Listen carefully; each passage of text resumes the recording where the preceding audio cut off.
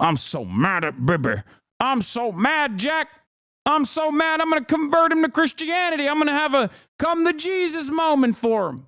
Be here. Let's do the Israel-Iran shit real quick. Tehran's air defense trying to counter. As you guys know, Israel in the process in this post-October haze, when it's doing a fucking genocide and starting 7 different fronts, opening as many fronts of war as it possibly can get to save its appetite for death and destruction in the region, had struck the Iranian embassy compound in Damascus. This is a violation of sovereignty for Iran.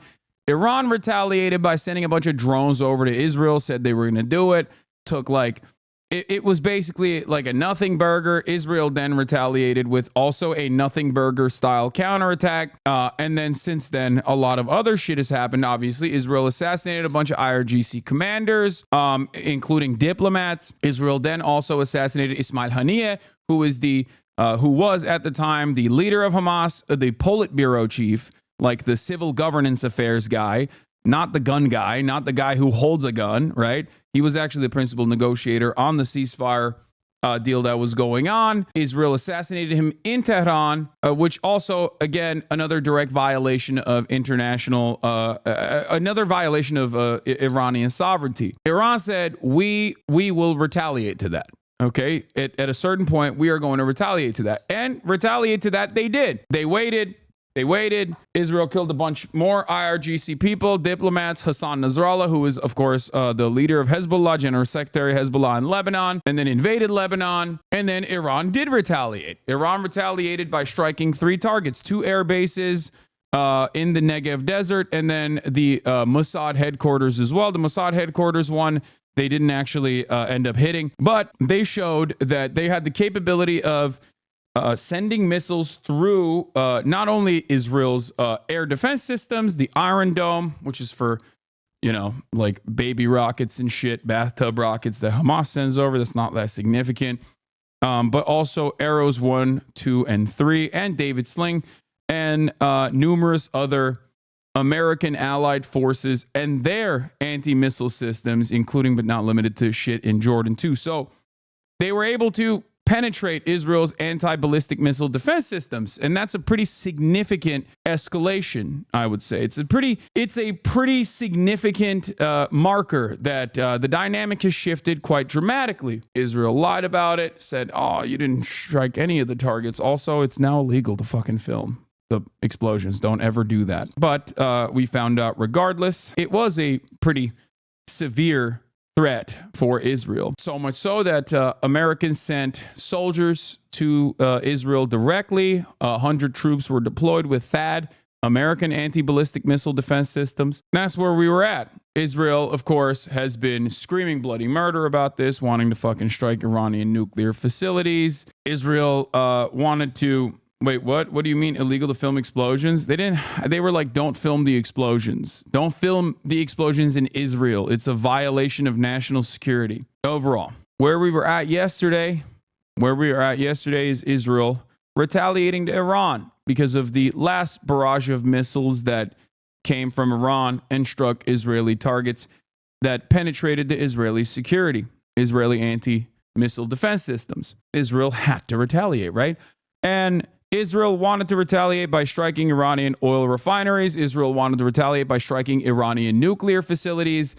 And Iran basically said, if you hit our energy sector, if you hit any part of our energy sector, we will light the entire region's oil production on fire, right? We will destroy it. We will make it so that everyone is punished. And that is the real reason why the United States of America remembered that they are the big dog in the scene and told Israel, no, you can't fucking do that. You can't hit any of those targets. So Israel ended up hitting IRGC missile facilities last night. Some of those missiles were intercepted, it seems, by Iran, which was I was, definitely a little bit surprised by that. But overall, Israel did the tit for tat and didn't do normal Israel shit. Right? They didn't fucking destroy entire city blocks. They struck missile facilities. They kept their targets to a limited military capacity. Very interesting stuff. Israel does have restraint when America, the big dog, tells them, don't do that. So let's watch what happened. After the Israeli strikes just before dawn. over 3 weeks since Iran launched ballistic missiles in the other direction. Yes, the attack was calibrated, designed so as not to provoke all-out war. But this was still the largest direct assault on Iranian soil since the Iran-Iraq war in the 80s. I can now confirm that we have concluded the Israeli response. By the way, this is always the classic thing where people go, our boys actually fucking lit it. They lit them up. We did it. Banger success. And then Iran will say, you got nothing. You barely even struck anything, right? Like, it's just a classic. Israel did this when Iran struck Israel. Iran's going to do this when Israel struck Iran. It is what it is, you know? Just remember that. To Iran's attack against Israel. We conducted targeted and precise strikes on military targets in Iran, thwarting immediate threats to the state of Israel.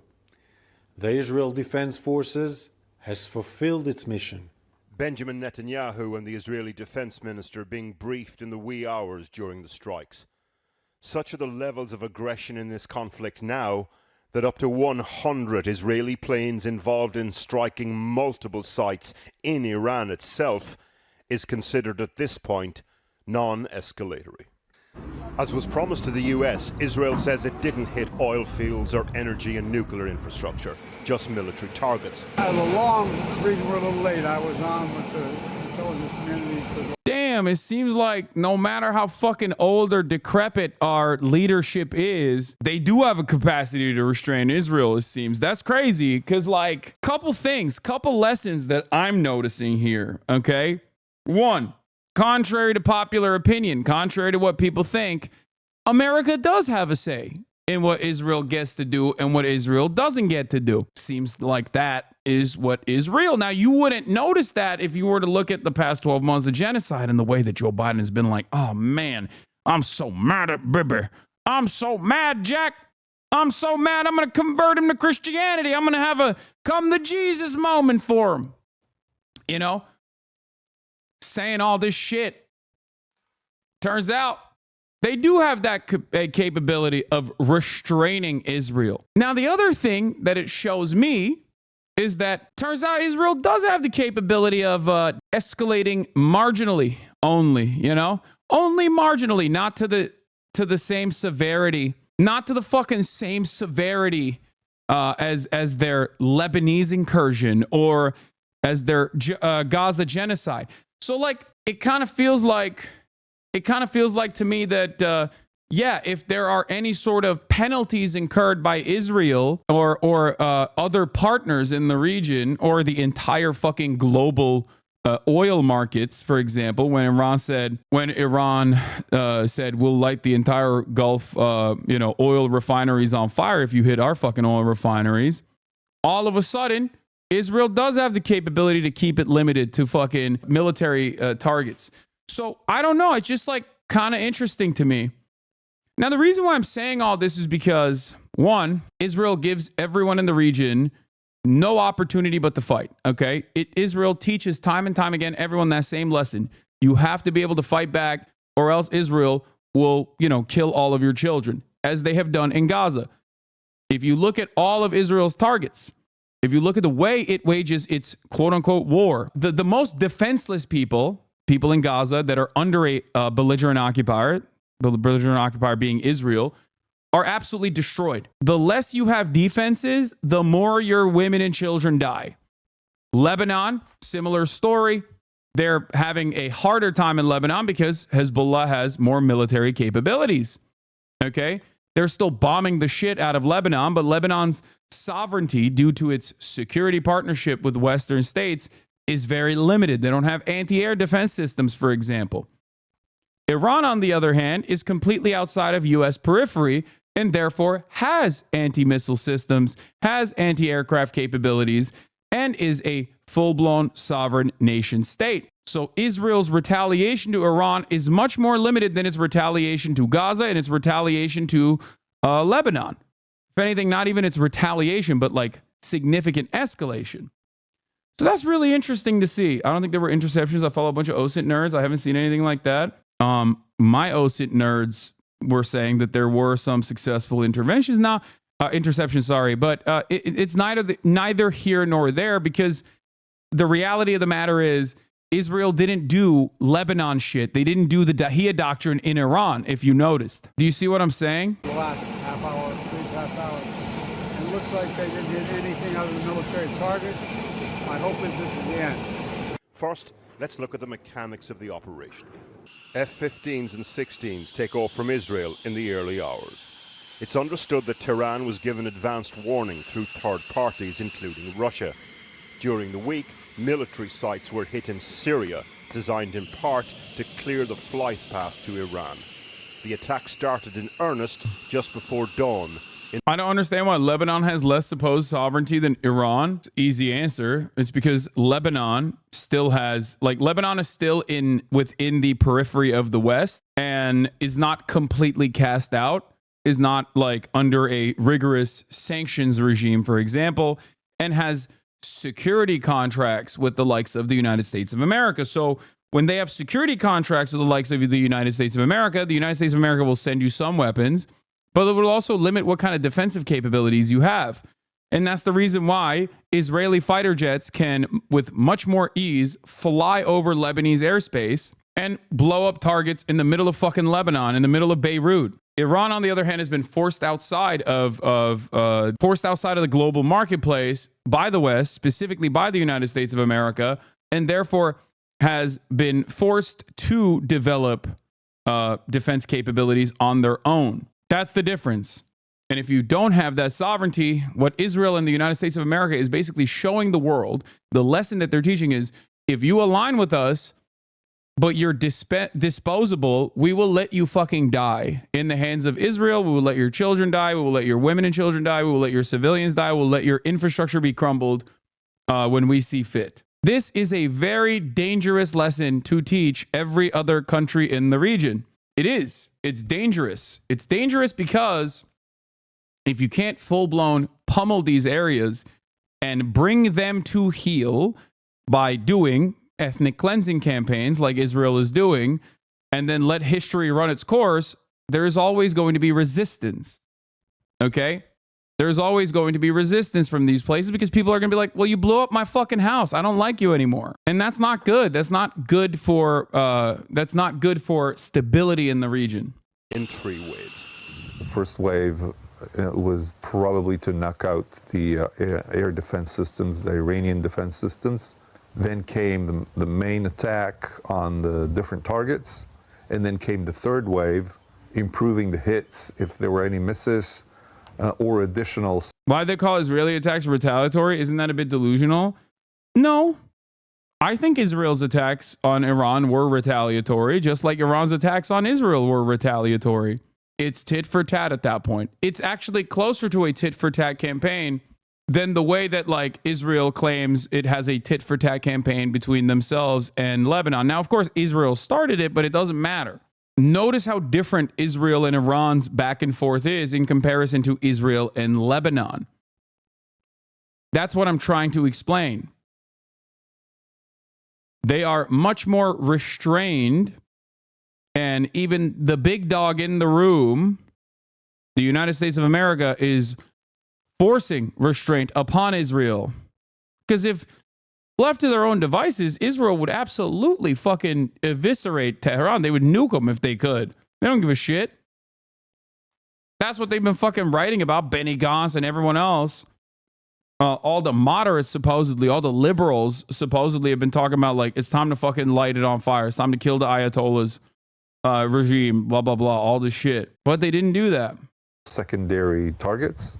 Tehran has said it has a, quote, duty to defend itself, with Iranian news sources reporting that 4 soldiers were killed, no further details being given. Iranian media outlets presented the attack as limited in scope, and the fact that Tehran is playing this down is telling. Here's what calibration looked like on the outskirts of Gaza City today. Yeah. You notice the difference there? That's the other thing that Israel does all the time, by the way. Whenever they want to feel better about themselves, they'll just go back and fucking kill a bunch of civilians and children in Gaza too. That's the other side of it. They get mad, they go kill more people in Gaza, and they, it's just a repeat every single time. It's barbaric. It's disgusting.